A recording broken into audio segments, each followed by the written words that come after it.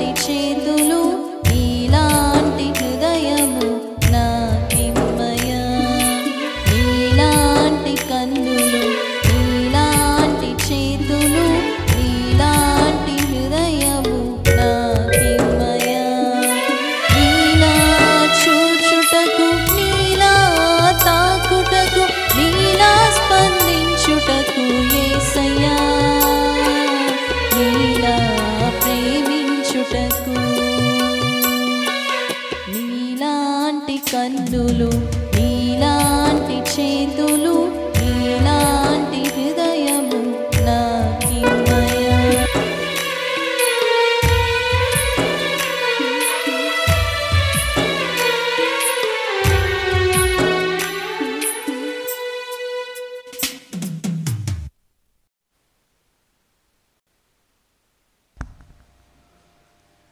ప్రభువైన యేసుక్రీస్తు నామమున దేవుని వాక్యం వింటున్నటువంటి నా తోటి సహోదరులకును దైవజనులకు విశ్వాసులకు ప్రభు పేరిట వందనములు తెలియజేస్తూ ఉన్నాం. ప్రార్థనతో వాక్యాన్ని ప్రారంభించుకుందాం. ప్రియులారా, పరిశుద్ధుడు అయిన తండ్రి, నీవు సజీవుడవు, సర్వశక్తిమంతుడవు, మాట్లాడే దేవుడవు. నీ పవిత్రమైన వాక్యాన్ని మాకు అనుగ్రహించి ఉన్నావు. నీ ధర్మశాస్త్రంలోని ఆశ్చర్యకరమైన సంగతులు గ్రహించున్నట్లు నా కన్నులు మా కన్నులు తెరవండి. వినువారికి చెప్పువారికి తోడై ఉండండి. నీ మెల్లని స్వరము ద్వారా నాతో మాతో మాట్లాడి నీ నామాన్ని మహిమపరుచుకొనుమని యేసు పరిశుద్ధ నామముని మనవులు అడుగుచున్నాము తండ్రి, ఆమేన్. ప్రియులారా, ప్రభు దయ వలన, మీ అందరి ప్రార్థనల వలన, మీ అందరి కొరకు మేము ప్రార్థిస్తూ ఉన్నాం. ఈ వాక్యము ద్వారా మీరు బలపరచబడాలని, పవిత్ర గ్రంథములోని సత్యాలు మీరు తెలుసుకోవాలని, ఈ అంత్య దినములలో వాక్యానుసారంగా మనం అందరము నడుచుకొని ఆయన రాకడకు సిద్ధపడాలని ఈ వర్తమానములు మేము అందిస్తూ ఉన్నాం. పరిశుద్ధ గ్రంథము నుండి మొట్టమొదటిగా ఒక అద్భుతమైనటువంటి సబ్జెక్ట్ మనందరికీ తెలిసినదే, పరిచయమే, ద లవ్ ఆఫ్ గాడ్. ఈ దినాన what is the love of God? What is, ఏమిటి దేవుని ప్రేమ? How many kinds of love is there on this earth? ఎన్ని రకములైన ప్రేమ ఈ లోకంలో ఉన్నది అనేటటువంటి సత్యాలు మనము ఇప్పుడు తెలుసుకుంటాం. పరిశుద్ధ గ్రంథము ఒక ప్రాముఖ్యమైనటువంటి విషయాన్ని తెలియజేస్తూ ఉంది. దేవుని ప్రేమతో పరిశుద్ధ గ్రంథం నింపబడింది అని చెప్పబడుతూ ఉంది. ఈ లోకమంతయు దేవుని ప్రేమతో నింపబడింది. దేవుని ప్రేమను సర్వ సృష్టిలో ఉన్న ప్రతిదీ కూడా దేవుని ప్రేమను అనుభవిస్తూ ఉంది. మానవులమైనటువంటి మనము కూడా ఆ ప్రేమను పరిపూర్ణముగా పొందుకోలేక, ఆ ఉన్నతమైన మెట్టుకి ఎదగలేక, ఈ లోక సంబంధమైనటువంటి అనేకమైనటువంటి ఒత్తిడులు, సమస్యలలో ఉండి మనము we are not able to reach the peak of the love of God. అది చాలా బాధకరమైన విషయం. ఈరోజు దేవుడు 3 ప్రాముఖ్యమైన విషయాలు మానవులకు చెప్పి ఉన్నాడు. దేవుని ప్రేమ విషయమై ఎలాగూ చెప్తున్నాడు. ద్వితీయోపదేశకాండము 6వ అధ్యాయము 5వ వాక్యములో మనము చూచినట్లయితే, నీ దేవుడైన యెహోవాను ప్రేమింపవలెను. You have to love your lord and your God. దేవుణ్ణి మనుషులు 6 రకాలుగా ప్రేమించాలని చెప్పబడుతూ ఉంది. మనిషిలో 6 వ్యక్తిత్వ గుణాలు ఉంటాయి. There are 6 personalities in a man.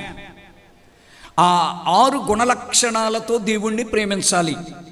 మనం చూచినట్లయితే మరి మత్తయి సువార్త 22:37 వచనమును, మార్కు సువార్త 12వ అధ్యాయము 29వ వాక్యమును మనము కలిపి చూచినట్లయితే ఈ 6 రకాలైనటువంటి ప్రేమ మనలో ఉండాలని, అది మనము దేవునికి పంచాలని దేవుడు కోరుకుంటూ ఉన్నాడు. మనము ఒక రకమైన ప్రేమతో ఆయన్ని ప్రేమించడం ఆయనకి ఇష్టం లేదు, మనకు తెలియడం లేదు మనం ఎన్ని రకాలుగా ఆయన్ని ప్రేమిస్తున్నాము. కానీ we ought to love in 6 ways to the Lord. 6 రకాలుగా మనము దేవుణ్ణి ప్రేమించాలి. మొట్టమొదటిది నీ పూర్ణ హృదయముతో, రెండవది నీ పూర్ణ ఆత్మతో, మూడవది నీ పూర్ణ శక్తితో. ఇది ద్వితీయోపదేశకాండము 6:5లో మనము చూస్తాం. నాలుగవది నీ పూర్ణ మనస్సుతో, మత్తయి 22వ అధ్యాయము 37వ వాక్యంలో చూస్తాం. తరువాత మార్కు 12:29లో 5వ మాట నీ పూర్ణ వివేకముతో, 6వ మాట నీ పూర్ణ బలముతో. 6 రకములుగా మనము దేవుణ్ణి ప్రేమించాలి. మొదటిది నీ పూర్ణ హృదయముతోనూ, నీ పూర్ణాత్మతోనూ, నీ పూర్ణ శక్తితోనూ, నీ పూర్ణ మనస్సుతోనూ, నీ పూర్ణ వివేకముతోనూ, నీ పూర్ణ బలముతోనూ.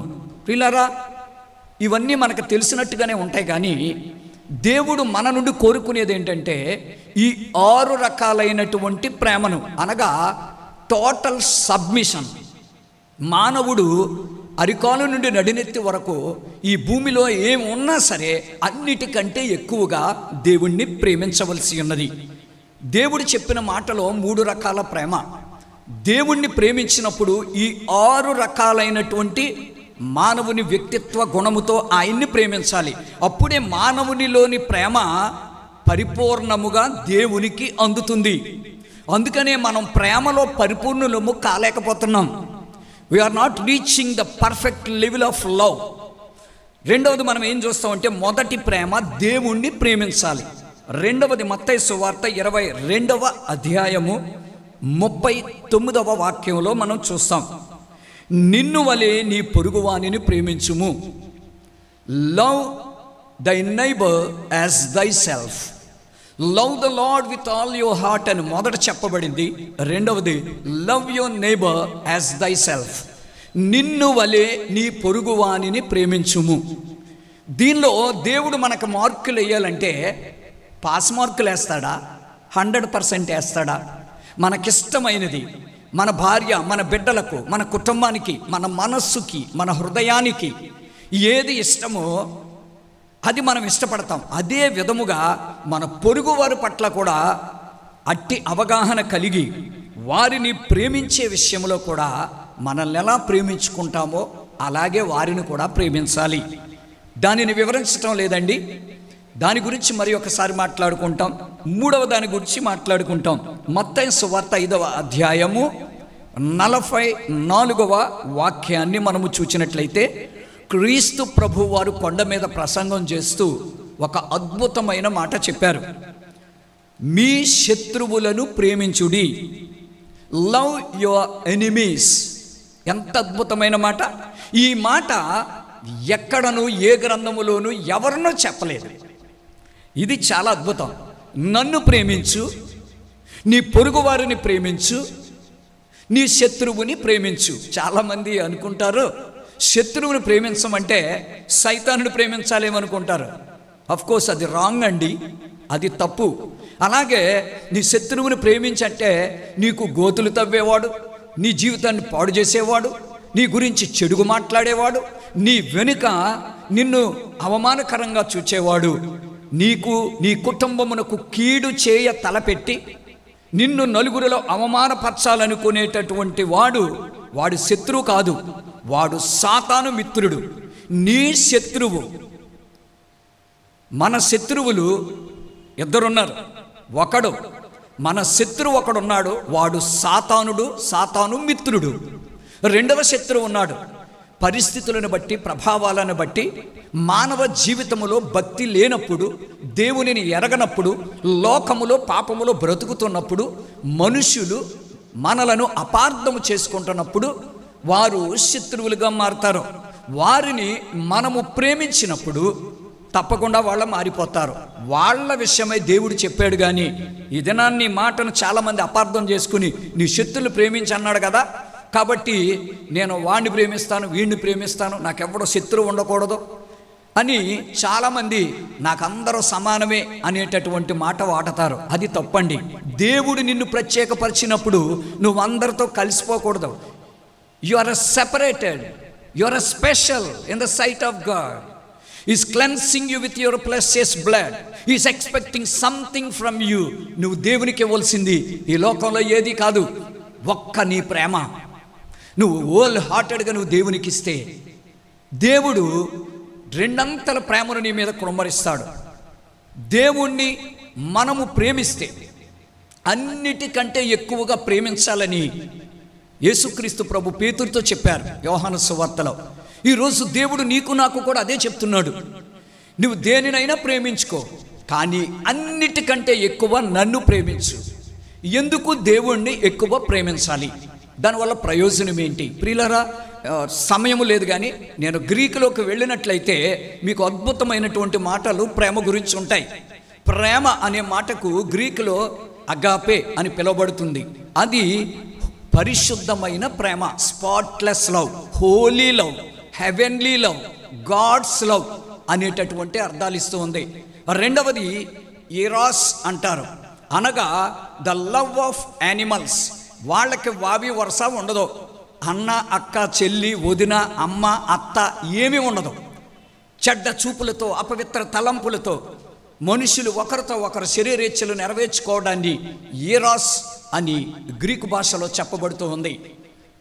మూడవది మనం ఫిలేస్ అని పిలుస్తాం. గ్రీకులో ఫిలేస్ అనగా the love among us the friends, స్నేహితుల మధ్య ఉండే ప్రేమ. అది క్రీస్తు చెప్పాడు, తన సహోదరుని కొరకు ప్రాణము పెట్టువాని కంటే ఎక్కువైన ప్రేమ లేదు. స్నేహములో ఉన్న ప్రేమ దేవుని కొరకు ఎలాగో ప్రాణం పెట్టడానికి ఇష్టపడతామో, రెండవది స్నేహితుడి కొరకు కూడా ప్రాణం పెట్టడానికి ఇష్టపడాలి. అది స్నేహితుల ప్రేమ. దొంగ స్నేహితుల కొరకు మనం మాట్లాడుకోవడం లేదు. దొంగ స్నేహితులు ప్రతిఫలం ఆశించి స్నేహితుడి యొద్ద నుండి ఓ డబ్బో, ఒక అప్పో, లేక ఒక వస్తువో, ఏదో ఒక బెనిఫిట్ని బట్టి ప్రేమించేటటువంటి సహోదర ప్రేమ అది స్వార్థపూరితమైన ప్రేమ. అది క్రీస్తు ప్రేమ కాదు, దేవుడు చెప్పిన ప్రేమ కాదు. దేవుడు చెప్పే ప్రేమ సహోదరుణ్ణి ప్రేమించు అంటే సహోదరుల మధ్యలో దాపరికములు ఉండవండి. మనసుల్లో ఉండవు, హృదయాల్లో ఉండవు, శారీరకంగానూ ఉండవు. అది దేవుడు కోరుకునేటటువంటి ద లవ్ ఆఫ్ ఫిలేస్ అంటారు. నాలుగవది మనం ఏం చూస్తామంటే ద లవ్ ఆఫ్ స్టార్గే అంటారు గ్రీకులో, అనగా రక్త సంబంధుల మధ్య ఉండేటటువంటి ప్రేమ. అనగా ఒక తల్లి కడుపున పుట్టిన ఒక వంశంలో ఉన్న అన్నదమ్ములు, అక్క చెల్లెలు, బంధుమిత్రాదు, స్నేహితులు ఉంటారు. వారందరూ కూడా దేవుని వాక్యమును బట్టి చూస్తే బంధుత్వము మధ్య ఉండేటటువంటి ప్రేమ. అందుకే ఈ 4 రకాల ప్రేమ గ్రీకులో రాయబడి ఉన్నది. మనము ఇరాస్ అని చెప్పే జంతువుల ప్రేమ, లేక దానిని శరీర సంబంధమైన, మోహ సంబంధమైన, శరీర వాంఛలు నెరవేర్చుకునే తాత్కాలికమైన లేక క్షణికము ఉండి మాయమైపోయేటటువంటి ప్రేమనే ప్రజలు వెతుక్కుంటున్నారు. కానీ శాశ్వతంగా మానవుడు పుట్టినప్పటి నుండి ఈ ఊపిరి మానవుడిని విడిచి మనిషి చనిపోయి ఆత్మ పరలోకం వెళ్ళేదాకా విడిచిపెట్టని ప్రేమ, దేవుని ప్రేమ, పరిశుద్ధాత్ముని ప్రేమ మనుషులు కోరుకోవటం లేదు. ఇది చాలా దుఃఖకరం. ప్రియులారా, ఒక అద్భుతమైన మాటతో మనం దీనికి ముగింపునిచ్చుకుంటాం. ఈ ప్రేమ మానవుడికి దేవుడు పరిపూర్ణమైన ప్రేమ కలిగిన వాడిగా చెయ్యాలనే ఈ సువార్తను అందిస్తున్నాడు. అందుకే నీకు ఒక మందిరము, అందుకే నీకు ఒక దైవజనుడు, అందుకే నీ చేతికి ఒక బైబుల్. నీవు ప్రార్థనలో కనిపెట్టినప్పుడు పరిశుద్ధాత్ముడు నిన్ను ఈ 6 పర్సనాలిటీస్తో నిన్ను నింపుతాడు. ఈ 6 అతీతమైనటువంటి క్రీస్తు గుణలక్షణాలు నీలోనికి వస్తాయి. వస్తే ఒక విశ్వాసి, ఒక దేవుని బిడ్డగా మారితే అతడు ఏమవుతాడో సాధ్యమైతే చాలా క్లుప్తంగా మీకు ఈ మాటలన్నీ చెప్పాలని నేను ఇష్టపడుతూ ఉన్నాను. ప్రియులారా, దీన్ని మనం బైబిల్లో చూచుకుందాం, అద్భుతంగా మనం చూద్దాం. మొట్టమొదటిగా ఒక దేవుని ఎరిగి దేవునితో నడుస్తూ 6 రకములుగా దేవుణ్ణి ప్రేమించి అగాపే అనే పరలోకపు దేవుని ప్రేమ ఏ మనిషిలో ఉంటుందో ఆ మనిషిలో 20 రకాలైనటువంటి గుణ లక్షణాలు ఉంటాయి. అనగా 20 రకములుగా ఆ మనిషి ఇతరులకు ఉపయోగపడతాడు.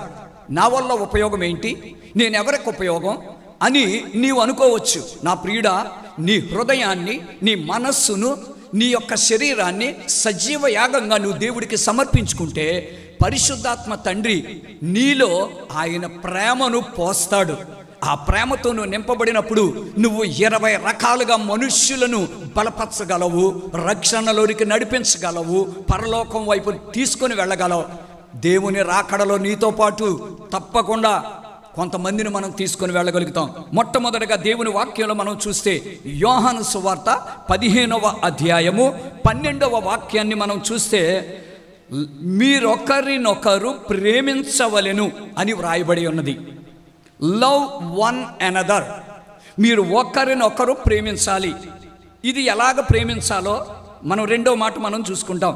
ఎఫెసీయులకు రాయబడిన పత్రిక 4వ అధ్యాయము 32వ వాక్యాన్ని మనం చూస్తే ఒకరినొకరు క్షమించుడి. ప్రేమ మొట్టమొదటిగా క్షమిస్తుంది. దీనిని గ్రీకులో సిన్హోరో అని పిలుస్తారు. నేను దానిని వివరించడానికి సమయం లేదండి, క్లుప్తంగా చెప్పుకొని పోతాను. చూస్తే ఒకరినొకరు క్షమించుకోవటం. దేవుని ప్రేమ ఉన్నవాళ్ళు క్షమిస్తారు. Forgive one another. మూడో మాట మనం చూస్తాం. యాకోబు పత్రిక 5వ అధ్యాయము 16వ వాక్యాన్ని మనము చూసినట్లయితే, confess one another, confess your sins to one another. మీ పాపములు ఒకరితో ఒకడు ఒప్పుకోండి. ఎంత అద్భుతమైన మాట! దీనిని గ్రీకులో హోమోలోగో అని పిలుస్తారు. చాలా అద్భుతమైనటువంటి మాట.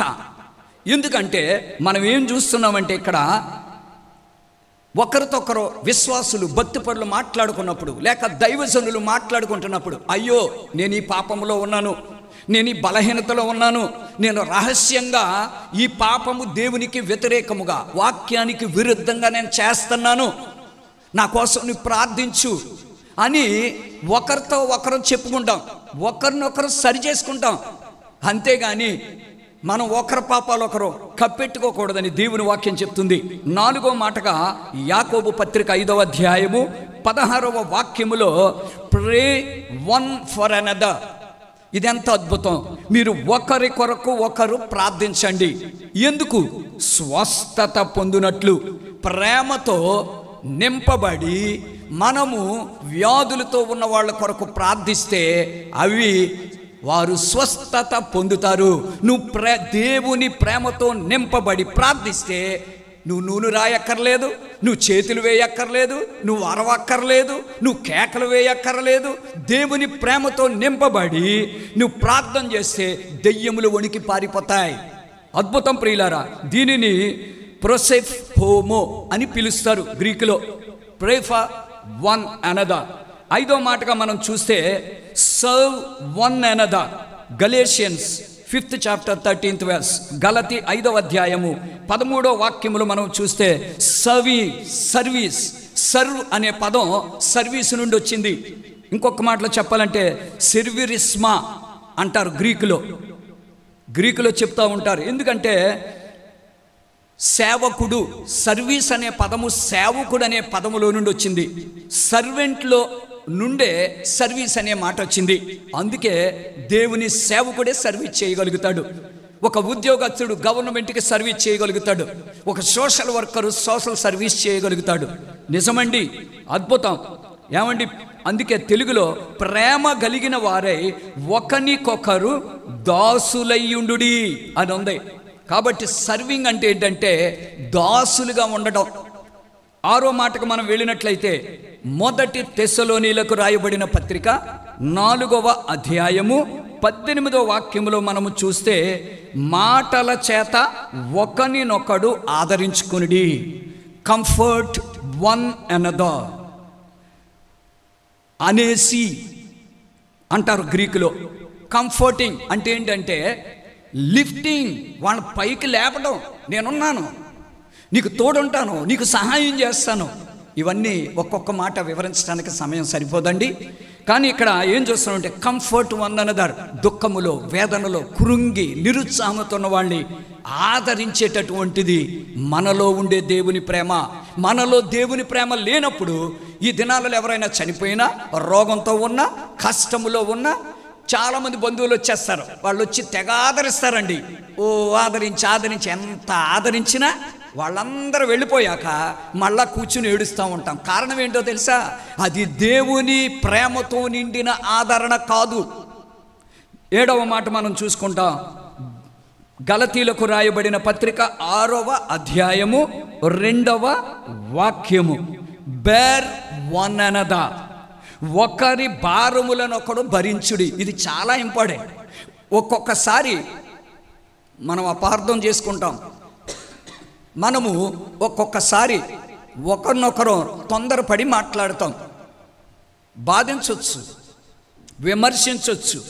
అట్టి పరిస్థితులలో మరలా మనమే వాళ్ళని ఆదరించాలి, మనమే మరలా వాళ్ళని ప్రేమించాలి. అందుకే దేవుడు చెప్తున్నాడు 7వదిగా, ఎందుకంటే నీవు నీ బిడ్డల్ని భయపెట్టి తృణీకరించి త్రోసినా, నీ భార్యని నువ్వు దూరంగా ఉండని కోప్పడి నీవు ప్రేమహీనత చూపినా నీ స్నేహితులకు నీ బంధువులకు మరలా నీవే వాళ్ళకి సారీ చెప్పినట్లయితే ఏం జరుగుతుందో తెలుసా? సారీ అని నువ్వు చెప్పినప్పుడు వాళ్ళలోనికి ప్రేమ వస్తుంది. నువ్వేం చేస్తున్నావంటే వాళ్ళని భరిస్తున్నావు, అంటే నువ్వు ఇన్వైట్ చేస్తున్నావు, నేనున్నాను అని మాట సెలవిస్తున్నావు. ఇక్కడ మనం ఏం చేస్తామంటే అర్కుదా అనేటటువంటి ఒక అద్భుతమైనటువంటి మాటను గ్రీకులో మనం చూస్తూ ఉంటాం. 8వ మాట మనం చూస్తే ఎఫెసీలకు రాయబడిన పత్రిక 5వ అధ్యాయము 21వ వాక్యాన్ని మనం చూస్తూ ఉంటాం. ఈ వాక్యములో మనం ఏం చూస్తూ ఉన్నామంటే submit one to another, submit one to another. క్రీస్తునందు భయముతో ఒకనికొకడు లోబడి ఉండుడి. నా సహోదరుడు నన్ను గద్దిస్తున్నప్పుడు thank you for the correction అని ఎందుకు చెప్పమండి? బ్రదర్ నన్ను సరి చేస్తున్నావు, నీకు చాలా వందనాలు అని ఎందుకు చెప్పమండి? దేవుడు ఏం చెప్తున్నాడు? క్రీస్తు భయం ఉన్నవాళ్ళు మాత్రమే దిద్దుబాటు తీసుకుంటారో, లేకపోతే నీవెవడో నాకు చెప్పనాక, నీ భక్తి ఎంత, నా భక్తి ఎంత, నీ సీనియారిటీ ఎంత, నా సీనియారిటీ ఎంత, నాకు రెవరెండ్లో బిషప్లు ఎన్ని డిగ్రీలు లేవు, లేకపోతే ఏం మాట్లాడతావు, నా సంఘం ఎంత పెద్దదే, ఎన్ని వందల మంది వస్తున్నారు, నాకెంత కానుక వస్తుంది, నువ్వు ఇవన్నీ చూసుకుంటున్నావు కానీ దేవుని భయము నీలో ఉందో లేదో చూసుకోవట్లేదు. నా సహోదరుడా, నువ్వు దేవుని భయముతో నిండుంటే you will submit to others. అందుకనే ఎపేతో సో మే అనేటటువంటి ఒక అద్భుతమైన మాట, ఎపేతో సోయే అనేటటువంటి ఒక గ్రీకు పదము ఇక్కడ వాడబడుతుంది. అంటే ఒకరికొకరు, నీ సహోదరుడు ఏం చెప్తాడో అది నువ్వు విని గ్రహించి ఆయన మాటను తీసుకోవటం, నువ్వేం చెప్తావో అది విని ఆయన తీసుకోవటం, ఇది అంత అద్భుతమైనటువంటి మాట. 9వ మాట మనం చూసినట్లయితే మొదటి పేతురుకు రాయబడిన పత్రిక 4వ అధ్యాయము 10వ వాక్యాన్ని మనం చూసినట్లయితే మినిస్టర్ వన్ టు అనదర్, ఒకనికొకడు ఉపచారము చేయుడి. ఇదే యేసయ్య చెప్పాడండి. యోపేర్ గోస్ అంటారు గ్రీకులో. ఎందుకంటే ఇది చాలా అద్భుతమైన మాట. యేసు ప్రభు ఒక టవల్ తీసుకొని నీళ్లు తీసుకొని శిష్యుల పాదాలు కడిగి నేను చేసినట్లు మీరు ఒకరికొకరు చేయమన్నాడు. ఏమండి అది ఎలా చేయమన్నాడంటే ఈ 6 గుణలక్షణాలతో నిండిన ప్రేమతో నిండి అప్పుడు చెయ్యాలి. కానీ ఈ దినాల్లో పైన కాళ్ళు కడిగేసుకుంటున్నారు, కాళ్ళు అట్టుకుని లాగేస్తున్నారు, పైకి ప్రేమిస్తున్నారు, వెనక్కి గోతులు తవ్వేస్తున్నారు. That's not the love of God. ఒకటే గమనించండి, మినిస్టరింగ్. ఈ దినాన్న ప్రభుత్వంలో మినిస్టర్లని పిలువబడతారు. మంత్రులు అంటే ఎవరంటే ప్రజలు ఎక్కడ అవసరతలో ఉన్నారో, దేశం రాష్ట్రం ఎక్కడ అవసరతలో ఉందో, ఏ స్థలం అవసరతలో ఉందో, ఎవరికి తిండి, ఎవరికి నీళ్లు, ఎవరికి ఇల్లు, ఎవరికి ఆధారం కావాలో అవన్నీ సప్లై చేసేవారినే మినిస్టర్స్ అంటారు. మనం తెలుగులో చాలా ఘనముగా మంత్రులు అనే పేరు పెట్టుకున్నాం. ఎస్, వాళ్ళు అలాగూ చేస్తారు. ఒక క్రైస్తవుడు కూడా మంత్రితో సమానం, తన సంఘానికి అట్లే చేయాలి. కాబట్టి ప్రియులారా, 10వ మాటగా మనం చూస్తాం, రోమ 12వ అధ్యాయము 10వ వాక్యాన్ని చూస్తాం. ఆనర్ వన్ అనదర్, ఘనత విషయములో ఒకరినొకడు గొప్పగా ఎంచుకొనుడి. ఘనత విషయములో ఒకరినొకరు గొప్పగా ఎంచుకొనుడి. ఒకవేళ నువ్వు ఎక్కువ చదువుకొని ఉండొచ్చు, నీ సహోదరుడు తక్కువ చదువు ఉండొచ్చు. ఈ భూ సంబంధమైనటువంటి కులగోత్రాలతో చూచుకుంటే నీవు ఒకవేళ గొప్ప కులమై ఉండొచ్చు, నీ సహోదరుడు చిన్న కులమై ఉండొచ్చు. అయినను నీవు క్రీస్తు ప్రేమతో నింపబడితే, క్రీస్తు ఆత్మతో నింపబడితే నువ్వేం చెప్తావంటే నాకంటే నా సహోదరుడే గొప్పవాడని చెప్తావు. ప్రియులారా, దేవుడు గమనిస్తాడు, మన హంబుల్నెస్ని చూస్తాడు. మనకెంత డబ్బు గర్వం, విద్యా గర్వం, క్వాలిఫికేషన్ గర్వం, కుల గర్వం ఉందో చూస్తాడు. ఆయన గర్విష్లకు దూరంగా వెళ్ళిపోతాడు. వాళ్ళలో ప్రేమ నివాసము చేయలేదు, ప్రేమ డెవలప్ అవ్వలేదు, ప్రేమ ఫలించలేదు అలాంటి వారి జీవితాల్లో. మన వీటి విషయంలో చాలా జాగ్రత్తగా ఉండాలని దేవుని వాక్యం చెప్తా ఉంది. 11వ మాటగా కొలస్సీ 3వ అధ్యాయము 16వ వాక్యాన్ని మనము చూసినట్లయితే teach one another, honour one another అనే మాటకు నేను గ్రీకులో చెప్పలేదు. గ్రీకులో చాలా అద్భుతమైన మాట, మనందరికీ తెలిసిన ఒక దగ్గర మాట, తిమి అని పిలుస్తారు గ్రీకులో.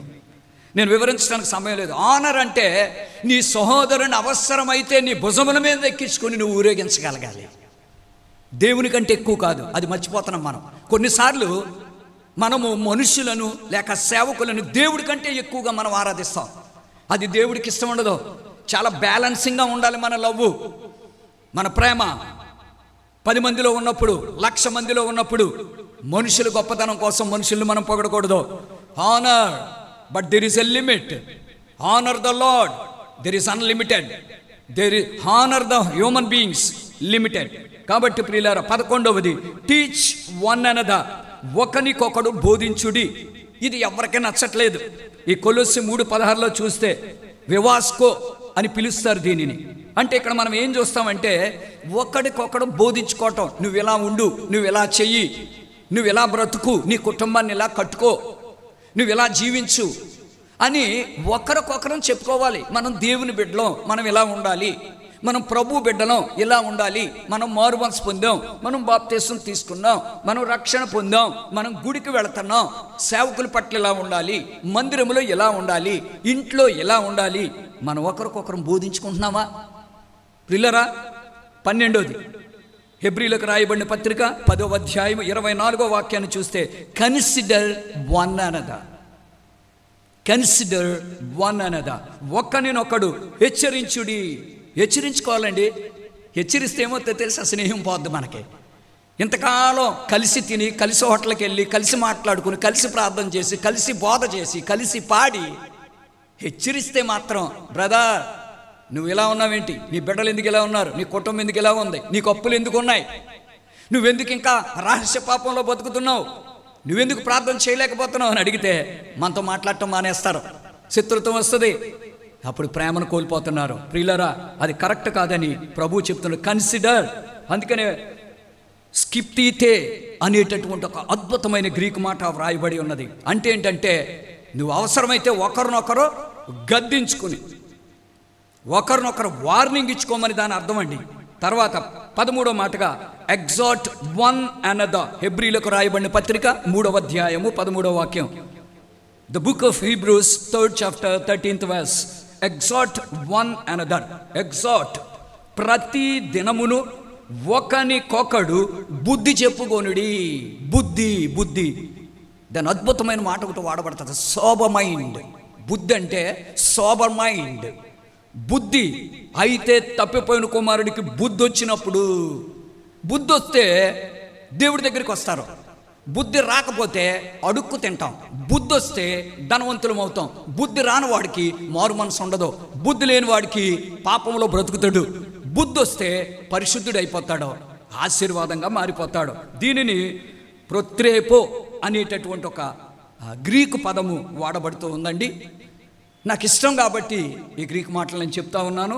ప్రియులారా, మరి ముగింపులోకి వచ్చేస్తున్నాం, ముగించుకుందాం. 14వ మాట మనం చూస్తే కొలొస్సీ 3వ అధ్యాయము 9వ వాక్యాన్ని మనం చూసినట్లయితే లై నాట్ వన్ అనదర్, ఒకనితో ఒకడు అబద్ధమాడకుడి. ప్రియులారా, సేవకులు కూడా ఒకరితో ఒకరు అబద్ధాలు మాట్లాడుతున్నారు కదా. అబద్ధానికి జనకుడు, ద ఫాదర్ ఆఫ్ లై ఈజ్ సాతాన్. సాతానుడి యొక్క బిడ్డలే అబద్ధం ఆడతారు. మనం యేసయ్య బిడ్డలమని చెప్పి భయపడిపోయి మెలకువ లేకుండా ఎన్నో అబద్ధాలు క్రైస్తవులు, విశ్వాసులు, ఇంక్లూడింగ్ సేవకులు సైతం, నన్ను నేను కలుపుకుంటున్నాను. అయ్యో, ప్రతి దినం నన్ను నేను పరీక్షించుకుంటున్నాను. ఉదయాన్నే మనం లేచినప్పుడు పరీక్షించుకోవాలి, రాత్రి పండుకునేటప్పుడు పరీక్షించుకోవాలి. దీన్నే గ్రీకులో లై అనేటటువంటిది, అబద్ధం అనేటటువంటి దాన్ని సెమా అని వాడబడుతూ ఉంది, సెయా అని వాడబడుతూ ఉంది. ఈ మాటను మనం అర్థం చేసుకోవాలని కోరుకుంటూ ఉన్నారు. అనగా సత్యమే మనం ఒకరితో ఒకరు మాట్లాడాలి. సత్యం మాట్లాడితే ఫ్రెండ్షిప్ బాండ్ చాలా స్ట్రాంగ్గా ఉంటుంది. సత్యము మాట్లాడినప్పుడు, ప్రేమతో సత్యం మాట్లాడితే నీ సహోదరుడు తన ప్రాణాన్ని నీకు ఇచ్చేస్తాడు, నువ్వు నీ ప్రాణం ఆయనకి ఇచ్చేస్తావు. ఇది అద్భుతం. 15వ మాట యాకోబు పత్రిక 4వ అధ్యాయము 11వ వాక్యాన్ని మనం చూస్తే speak not evil one of another, ఒకనికి విరోధముగా ఒకడు మాటలాడకుడి. స్పీక్ నాట్ ఈవిల్, దానిని గ్రీకులో కకో అనేటటువంటి పదం వాడబడుతూ ఉంది. ఈవిల్ అంటే కీడు చేయుట. ఏ రూపములో కీడు చేస్తారో తెలియదు, కానీ వాడికి ఎలా నష్టం కలిగి చేద్దామా, వాడికి ఎలాగా వాడిని దోచుకుందామా, వాళ్ళకే ఏ నష్టం కలిగి చేద్దామా, ఎదుటి వాడిని డ్యామేజ్ చేయాలనుకునేటటువంటి స్పిరిట్కే ఈ యొక్క గ్రీకు పదం వాడబడుతూ ఉంది. ప్రియులారా, 17వ మాట మనం చూసినట్లయితే క్షమించండి, 16వ మాట చూసినట్లయితే మార్కు సువార్త 9వ అధ్యాయము 50వ వాక్యాన్ని మనం చూస్తే, have piece one with another, have piece one with another. ఇక్కడ మనం చూస్తే the book of mark 9th chapter 50th verse, ఒకనితో ఒకడు సమాధానముగా ఉండుడి. మనందరికీ తెలుసు, ఈ గ్రీక్ మాట కూడా మనకు తెలుసు, ఇరీని అని పిలుస్తారు గ్రీకులో. చక్కని అద్భుతమైన మాట, పీస్ పీస్. యేసు ప్రభు పునరుద్ధానుడైన తర్వాత 3 సార్లు చెప్తాడు, I give my peace to you, peace be unto you. మనం ఎక్కడికి వెళ్ళినా సరే పీస్ బీ అంటు యూ అని చెప్పాలి. దేవుడేమో నా సమాధానం మీకు ఇస్తున్నాను అన్నాడు. దేవుడిచ్చే సమాధానాన్ని మనం పొందుకోవాలి. దేవుడిచ్చే సమాధానం మనలో ప్రవహించాలంటే ఆ 6 రకాలైన గుణలక్షణాలతో కూడిన ప్రేమతో మనము దేవుణ్ణి ప్రేమించాలి. మరి ఒక మాట మనం చూసుకుంటాం, 17వ మాట, 1 పేతురు 4వ అధ్యాయము 9వ వాక్యాన్ని మనం చూస్తాం. Use hospitality one to another, ఒకరినొకడు ఆతిథ్యము చేయుటం మర్చిపోకండి. ఫిలోక్సేనియా అనే ఒక పదం వాడబడుతోందండి. సిలోక్సేనియా, ఇది చాలా అద్భుతమైనటువంటి మాట. ఆతిథ్యం అంటే నీ సహోదరుడు అవసరత ఏంటో నువ్వు తెలుసుకోవాలి. వాడు అడగకుండానే వాని అవసరతకు నువ్వు సహాయం చేయగలగాలి. అది అద్భుతమైన విషయం. ఎందుకంటే కొంతమంది స్నేహితులు ఎంత ప్రేమించుకున్నా నా అవసరత ఇది, నాకు అప్పు ఇవ్వి, నాకు డబ్బులు ఇవ్వి, నాకు ఫలానాది ఇవ్వని కూడా అడగరండి. నిజమైన ప్రేమతో ఉన్న స్నేహితులు ఏమండి, ఒకవేళ నీ బండి నాకు ఇవ్వి, లేకపోతే ఒక 1000 నాకు ఇవ్వని అనరు. ఎందుకంటే ప్రేమ మధ్యలోకి డబ్బు, వస్తువులు, లోకము రాదండి. I got this experience. ప్రేమ దేనితోనూ డిస్టర్బ్ చేసుకోకుండా ప్రియులారా, లోక సంబంధమైన వాటితో. అందుకే యూజ్ హాస్పిటాలిటీ, ఆతిథ్యం ఇయ్యటం మర్చిపోవద్దని పరిశుద్ధ గ్రంథంలో ఉంది. అబ్రహాము ఆతిథ్యం ఇచ్చి వృద్ధాప్యమందు గొప్ప ఆశీర్వాద సంతానాన్ని పొందుకున్నాడు. 18వ మాట, యాకోబు పత్రిక 5వ అధ్యాయము 9వ వాక్యములు మనము చూసినట్లయితే, grudge not one against another, grudge not one against another. James 5:9. ఇక్కడ అద్భుతం ఏంటంటే, ఒకని మీదనొకడు సణగకుడి, సణుగుడు, మిసికాకియా. గ్రీకులో ఏమని రాయబడిందంటే మిసికాకియా. ఎందుకు ఆ మాట రాయబడిందంటే, ఇశ్రాయేలు ప్రజలకి ఎన్ని మేళ్లు చేసినా, ఆకలిస్తే అన్నం పెట్టాడు, దాహం వేస్తే నీళ్ళు ఇచ్చాడు, బెటర్ అడిగితే బెస్ట్ ఇచ్చాడు, ఉన్నతమైనవి అడిగితే అత్యున్నతమైనవి ఇచ్చాడు, ఒకటే అడిగితే 100 ఇచ్చాడు. ఇన్ని చేసినా that continue to grumble, step by step, everyday grumbling. ప్రతిరోజు దేవుడు మనకు అన్ని ఇస్తున్నా ఏదో ఒక విషయంలో, నా ప్రియ బిడ్డలారా, సొణుక్కుంటున్నారేమో జాగ్రత్త. దైవజనులారా, నువ్వు సొణుక్కుంటే నువ్వు దేవుని ప్రేమను పోగొట్టుకుంటావు, ఓ మనిషిని రక్షణలోకి నడిపించకుండా పోగొట్టుకుంటావు. సొణుక్కోవద్దు. Don't grumble or don't murmur. సొణుగుడు గొణుగుడు ఉండకూడదండి. 19వ మాట మనం చూస్తాం, 1 పేతురు 3వ అధ్యాయము 8వ వాక్యాన్ని మనం చూస్తే, 1 పేతురు the first Peter 3rd chapter 8th verse, have compassion one for another. Have compassion, ఒకరి సుఖ దుఃఖముల యందు ఒకరు పాలు పంచుకోండి. ఉదాహరణకి ఒక తల్లి బిడ్డ సుఖ దుఃఖములో A to Z పాలు పంచుకుంటుంది. ఒక భర్త భార్య సుఖ దుఃఖములలో పాలు పంచుకుంటారు. అంటే ప్రేమించటంలో, ఆదరించటంలో 100% సక్సెస్ అవుతారని అర్థం. మరి అది సహోదరుల పట్ల మనం ఎందుకు చేయలేకపోతున్నాం ప్రియులారా? అందుకనే దేవుని మాట అద్భుతంగా చెప్తుంది. అది మనందరికీ నచ్చిన మాట. Have compassion one for another అనే మాటకి సింఫోనియా అనేటటువంటి గ్రీకు పదం వాడబడింది. చివరగా 20వది మనం ఇక్కడ దేవుని వాక్యాలు చూస్తే, హెబ్రీలకు రాయబడిన పత్రిక 10వ అధ్యాయము 25వ వాక్యాన్ని చూస్తే, exhorting one another, exhorting one another, ఒకరినొకడు పురికొల్పవలెను. దీనికి గ్రీకులో అద్భుతమైనటువంటి మాట వాడబడుతుంది. ప్రొత్రేపో, ఎగ్జార్ట్, ఎగ్జార్టింగ్ అంటే పొత్రేపోనే. ఇలాంటి అద్భుతమైన మాట. అనగా పురికొల్పడం అంటే ఏంటంటే నిరుత్సాహపడిపోయే వారిని ధైర్యపరచటం, కృంగిపోయిన వారిని లేవనెత్తటం, మాట సహాయము, ప్రార్థన ద్వారా సహాయము. నీ ప్రేమ కలిగిన మాట నీ కంట్లో ప్రేమ కనబడాలి, నీ పెదవులలో ప్రేమ కనబడాలి, నీ మనసు హృదయంలో ప్రేమ కనబడాలి. అది కృంగిన వాడు చూడాలి. అంటే క్రీస్తు ప్రేమ మనలో కనబడాలి. అది చూచినప్పుడు పురికొల్పబడతారో, మండుతారు, ఉజ్జీవింపబడతారో.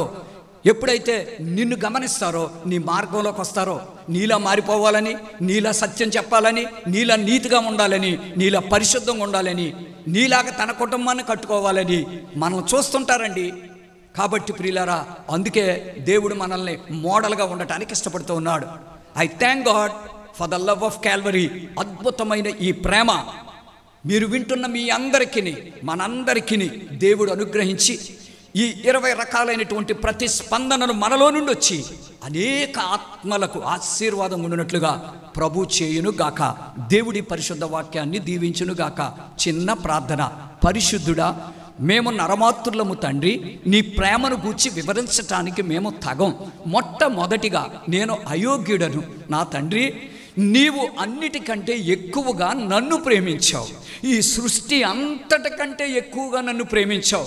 ఈ సృష్టి కొరకు నువ్వు చెమట కాచావే కానీ నా కోసం అయితే నీ రక్తాన్ని చిందించి ప్రాణం పెట్టావు తండ్రి.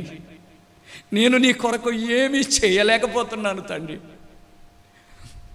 నా హృదయం అంతటితో, నా పూర్ణ ఆత్మతో, పూర్ణ వివేకముతో, పూర్ణ బలముతో, పూర్ణ శక్తితో, పూర్ణ ఆత్మతో ఈ 6 రకాలుగా నేను చనిపోయే లోపల నిన్ను ఎలా ప్రేమించాలో చెప్పండి ప్రభువా. మేము అట్టి ప్రేమతో నింపబడి, ఈ ప్రేమతో నింపబడి క్రీస్తుని ప్రత్యక్షపరుస్తూ అనేకులకు ఆశీర్వాదంగా ఉండడానికి, మా బంధువులకు, మిత్రులకు, స్నేహితులకు, దేశానికి, మా సంఘాలకు, మా కుటుంబాలకు మమ్మల్ని ఆశీర్వాదంగా మార్చి నీ ప్రేమతో నింపమని యేసు పరిశుద్ధ నామముని మనవులు అడుగుచున్నాము తండ్రి. ఆమేన్.